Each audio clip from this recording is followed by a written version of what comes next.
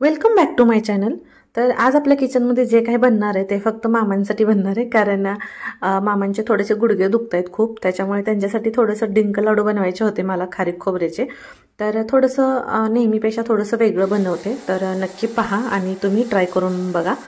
तर इथं बघू शकताय बघा तुम्ही, खोबऱ्याचे असे छोटे छोटे काप करून घेतलेले आहेत, म्हटलं मिक्सरवरती बारीक करून घेता येतील म्हणून। तर इथं 2 किलो खोबरं घेतलेलं आहे, पण त्याच्यामधलं मी 1.5 किलोच वापरणार आहे।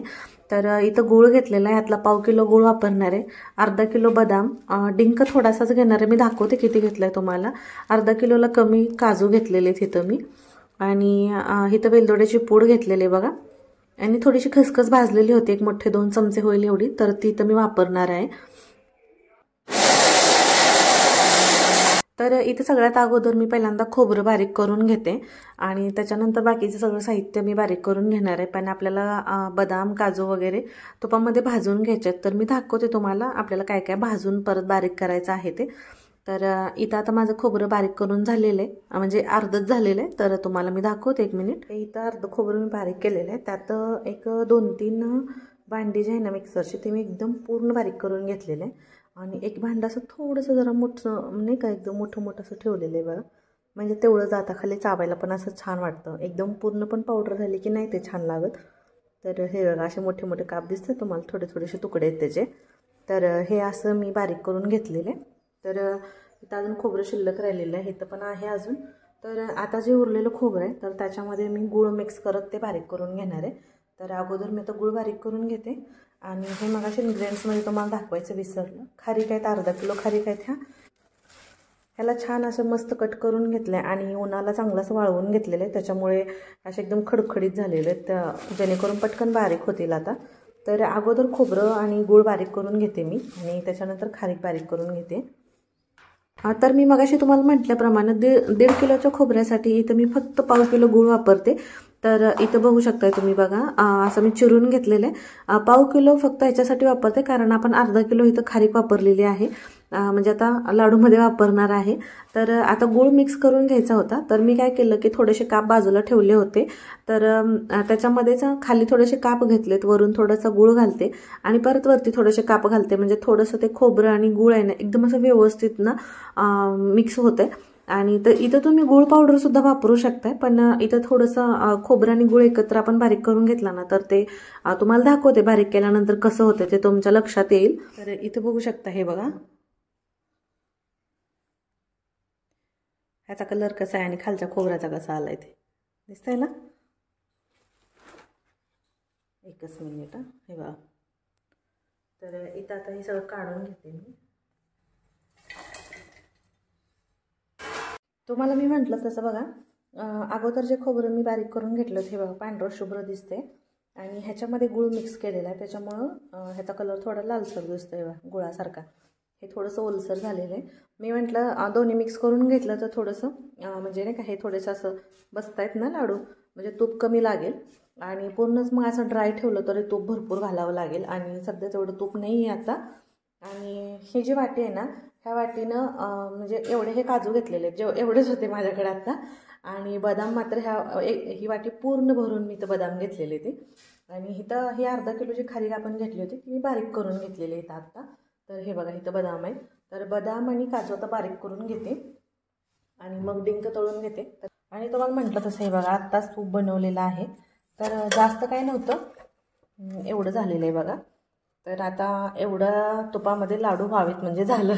मग कामात काम कमी आहे म्हणून मिक्सर बंद पडला आता, ते म्हणतात तसं नकटीच्या लग्नाला 17 विघ्न, असं काहीच काम झालं, कारण एकतर इतके दिवस झालं लाडू बनवायचं चालू होतं, तर त्याची तयारी करण्यावाचून राहिलं होतं, म्हणजे त्यात असं झालं होतं की तूप नव्हतं। आता तूप बनवलं, रोहिणी त्या दिवशी होती, त्या दिवशी तिनं खोबऱ्याचे सगळे तुकडे वगैरे करून ठेवले होते, मग बाकी खारीक वगैरे सगळ्या बाकीची तयारी मी केली होती।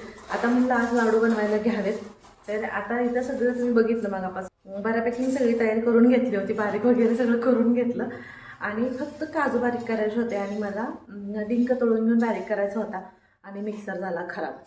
आता कशावर बारीक करू हा प्रश्न मोठा, कारण बाकीची तयारी तर सगळी झालेली। आता मी तुम्हाला दाखवते बघा कसं झालंय ते। इथं कढई पण गरम झालेली आहे, आता डिंक तळायचं म्हणून कढई गरम करून घेतली होती। तर हे बघा इथं बदाम बारीक केलेले, काजू बारीक करायचे होते, अर्धवट इथं भांड्यात हे घातलेले आहेत. मला वाटलं मोठं भांडं चालेल ना म्हणून मी छोटं भांडं घेतलं, तर तेही चालू होईना.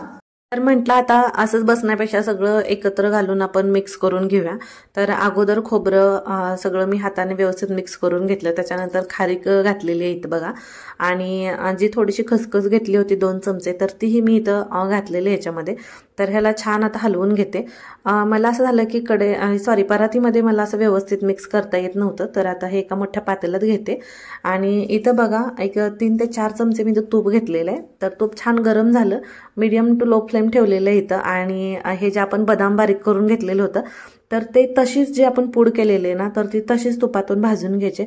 इथं तुम्ही तूप एक्स्ट्रा वापरलं तरी चालते, कारण ते सगळं लाडूमध्येच जाणार आहे. आणि थोडंसं असं लालसर रंग येईपर्यंत छान मस्त भाजून घ्यायचं, एकदम खरपूस रंग. इथं बघू शकताय बघा किती छान याला कलर आलेला आहे. तर आता हे मी काढून घेते पातेल्यामध्ये बघा. हे बघा, कारण कसं होतं, जेव्हा आपण काजू आणि बदाम जेव्हा असं तुपातनं भाजून काढतो ना बारीक केल्यानंतर, तर त्याची चव वेगळीच लागते बरं का लाडूला. तुम्ही असं ट्राय करून बघा. अगोदर आपण तुपात भाजतो किंवा कधी कधी डायरेक्ट आपण पिसून घेतो आणि डायरेक्ट घालतो आपण. मी घालते कधी कधी तसं, पण असं घातलं ना तर आणखीन जास्त स्वादिष्ट बनतात लाडू. खूप म्हणजे टेस्टला एकदम अप्रतिम होतात. तर इथं बघा, मी आता हे खूप गरम होतं बदामाचं आपण बारीक करून घेतलेलं, त्याच्यामुळे उलटण्याने सगळं हलवून व्यवस्थित सगळं मिक्स करून घेतले. आता कसं तरी दुसरा मिक्सर जोडला आणि आता काजू बारीक करून घेतलेत. त्याची भांडी खराब झाली आहे ती, पण हे ज्युसरचं जे भांडं होतं त्याच्यामधनं काजू आम्ही बारीक करून घेतलेले, तेव्हा हे जोडले. आता हे काढून ठेवले, हे इथून असं तुटले बाजूला, काढले. आत्तेने जोडाजोडी केली त्याची खोलाखोली. मग मला वाटतं ह्यांनी खोलला असेल. आता ह्याला एकदा तुपातनं काढते, फक्त डिंका मिक्स हे तळून घ्यायचा राहिला इथं. डिंका तेवढा आधी तळून काढते, बारीक करून घेते. बाकी तर इथं सगळं आपण मिक्स केलेलं आहे, तुम्ही बघितलंच. तर इथं आता बघा, मी तूप घेतलेलं एक मोठे 2 चमचे, जास्त झालं तरी काय हरकत नाही. तुम्हाला म्हटलं तसं सगळं लाडूमध्येच घालायचं आहे आपल्याला. आणि एक 25 ते 30 असे छोटे छोटे डिंकाचे खडे घेतले होते. तर ते बघा तळल्यानंतर किती मोठे झालेले आहेत, एकदम आपला लायलन शाबू असतो ना, अगदी तसे झालेले आहेत. आणि सेम म्हणजे त्याच आकाराचे असे मोठे होतात आणि खूप एकदम कुरकुरीत होत आहेत. तोपर्यंत छान मस्त तळून घ्यायचं, म्हणजे आतमध्ये डिंक कच्चा राहत नाहीये आणि व्यवस्थित तळला जातो. तर कलर पण बघा किती छान आलं. हे बघा एकदम असे खुसखुशीत झालेले आहेत, म्हणजे असं पटकन बारीक होईल आता.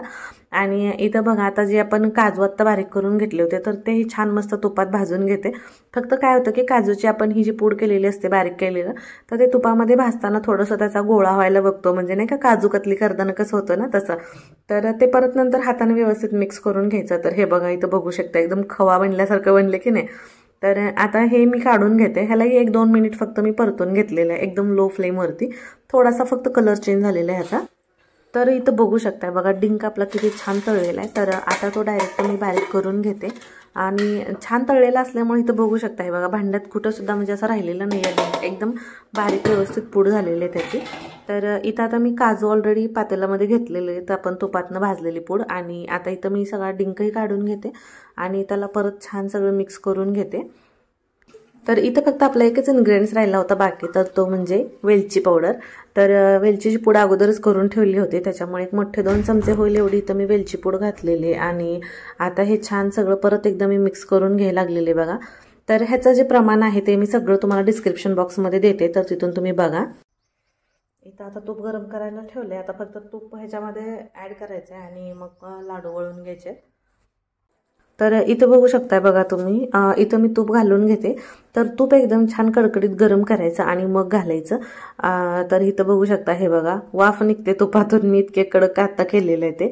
तर उलटण्यानं छान असं मस्त त्याला सगळं मिक्स करून घ्यायचं. आणि तुपाचं प्रमाण म्हणाल तर लाडू आपल्याला वळताना जेवढा बसेल ना तेवढंच तूप वापरायचं. तर इथं मी साधारण मला लाडूला ना 1 पाऊण किलो तूप लागलेलं आहे बरं का.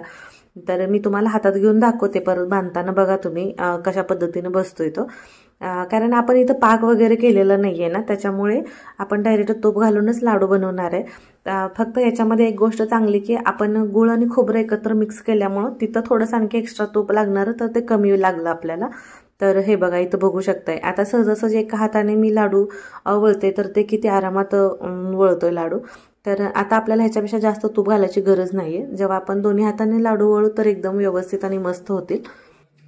तर इथे तुम्हाला मी दाखवते बघा, आता दोन्ही हाताने वळून लाडू कसे बसतायत ते. तर तुम्हाला म्हणजे अंदाज आलाच असेल की ह्या पद्धतीने जर तुम्ही लाडू बनवले तर कसे बनतील ते. तर हे बघा, खिसून वगैरे खोबरं आपण जेव्हा घेतो त्यावेळेस आपल्याला पाक बनवावा लागतो, पण असं बारीक करून घेतलं तर पाक बनवायची काहीच गरज नाही. आणि म्हणजे काय म्हणतात, बिना झंझट डोक्याला न ताप होता एकदम व्यवस्थित आरामात लाडू बनतायत ह्याचे. तर एक मिनिट तुम्हाला मी जवळून दाखवते बघा. एवढे मस्त आणि एवढे छान लाडू झाले होते ना. आणि ह्याचा खमंग वास तर सगळ्या घरातनं दरवळत होता. म्हणजे ते वेलची पूड सगळं नाही का बारीक केलेलं वगैरे. तर हे बघा, इथं बघू शकताय बघा किती मस्त झालेले आहेत लाडू. खूप आणि एकदम हेल्दी झालेले आहेत बरं का.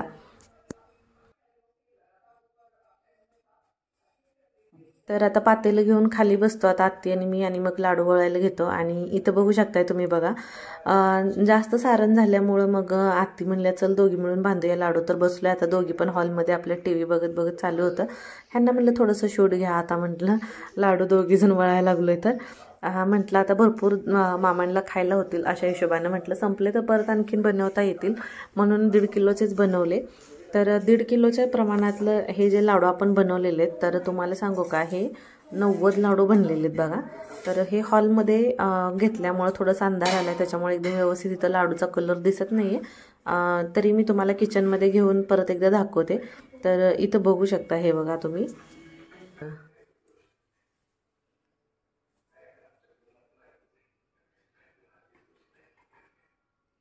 खूप सॉफ्ट झालेले आहेत हे बघा. तर कोणाकोणाला असं वाटलं की लाडू बघता क्षणी उचलून घेऊया आणि पटकन खाऊया, तर नक्की कमेंट करून सांगा आणि नक्की ट्राय करा. तर तुम्ही बघितलं आता आपण लाडू कसे बांधलेत ते. तर ह्या पद्धतीनं तुम्ही ही रेसिपी नक्की ट्राय करून बघा आणि कमेंट करून नक्की सांगा की तुम्हाला आपला लाडूच्या रेसिपीचा ब्लॉग कसा वाटला ते. आणि सगळ्यात महत्त्वाचं, व्हिडिओ आवडला तर लाईक करा, शेअर करा आणि चॅनलला सबस्क्राईब करा. तर भेटूया आपण पुढच्या नेक्स्ट ब्लॉगमध्ये. तोपर्यंत बाय.